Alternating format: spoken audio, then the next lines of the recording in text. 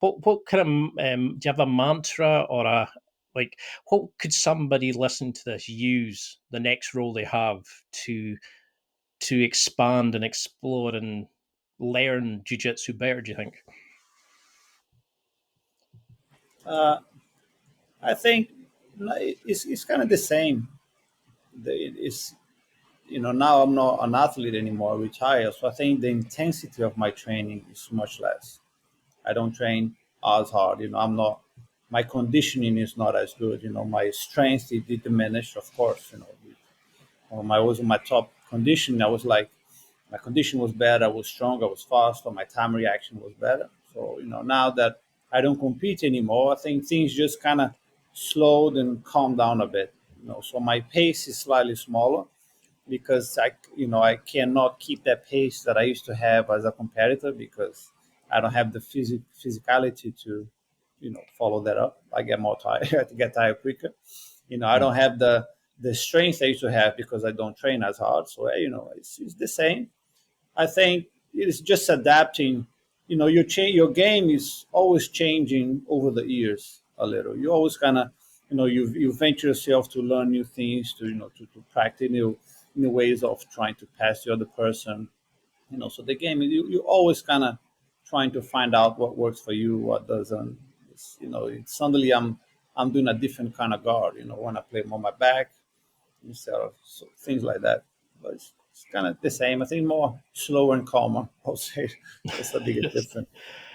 So, I mean, you've talked in other podcasts about when you train for competitions, you didn't have a strategy because it was always you thought it was so unpredictable. You didn't really plan for it. How did you sort of train for competitions without a strategy? Did you just go in and think, this is what I'm good at, this is what I'm going to focus on? What's your planning for those kind of things?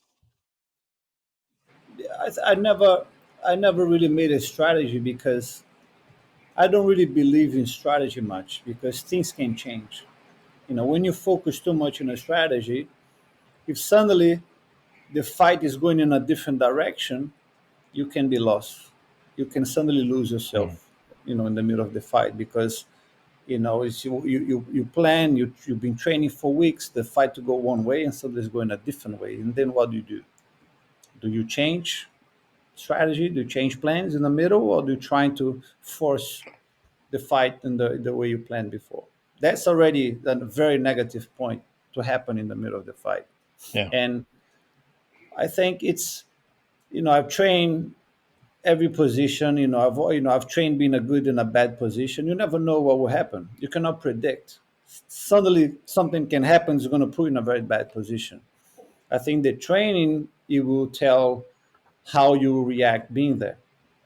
It's and I used to put myself in every bad position because I know if I happen to be there, I need to know how to get out. So it's I train a lot. Like I always wanted to implement my best game. I don't care about the other person. I'm not going to plan any strategy in what they are doing because that means I have to change my game. And my your A game, the things you do best. I mean, that's your weapons to beat your opponent. It's what you do best, your best moves, your best sweeps, your best guard pass. That's what you have to. I always have to focus. What I do best. If they can block that, they're better than me. I mean, if you can completely neutralize all my game, you beat me. If you can do that, you win the fight.